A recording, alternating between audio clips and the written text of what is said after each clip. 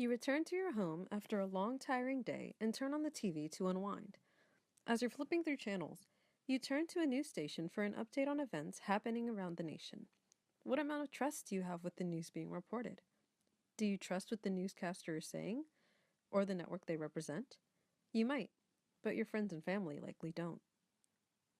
Later that night, you open Facebook only to be greeted by several web articles about the same events you just watched. Do you have more faith in the news written there? Or are you skeptical of Facebook's reputation as a news outlet? What sources of news coverage do you trust more than others? Why? And what is the cause of such a distrust in the news over the years? Whatever your reasons may be, you're not alone.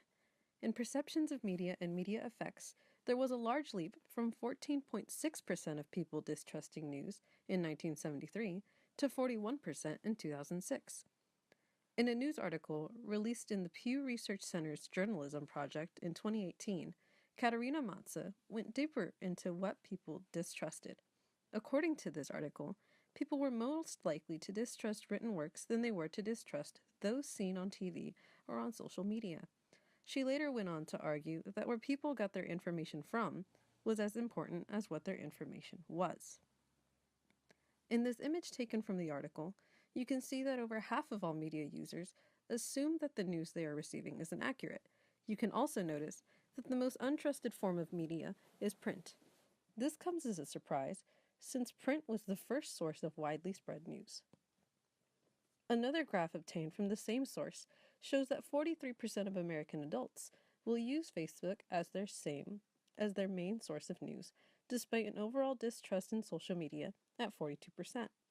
So why do we continuously look for news like this if we don't believe it to be true? When did this all begin? Let us go back in time and take a look at the first type of clickbait. Two highly popular newspapers, William Randolph Hearst's New York Journal and Joseph Pulitzer's New York World, were in fierce competition with each other.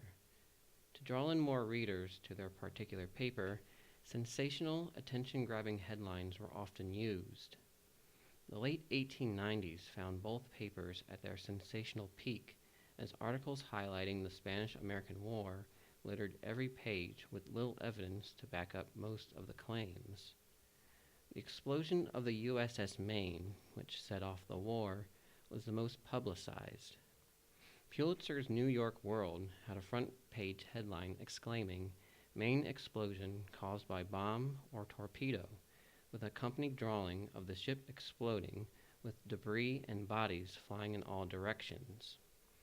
Hearst's New York Journal went so far as to post a front-page announcement offering a $50,000 reward for the detection of the perpetrator of the Maine outrage, under a headline that read, "Destruction of the warship Maine was the work of an enemy."